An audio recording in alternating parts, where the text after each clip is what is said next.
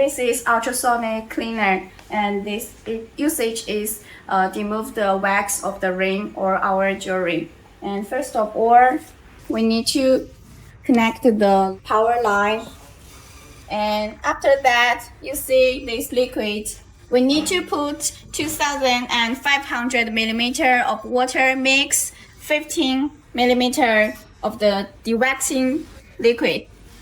After that, we control this temperature to around 18 degrees Celsius.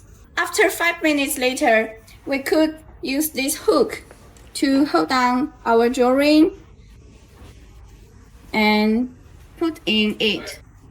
After that, we open this switch.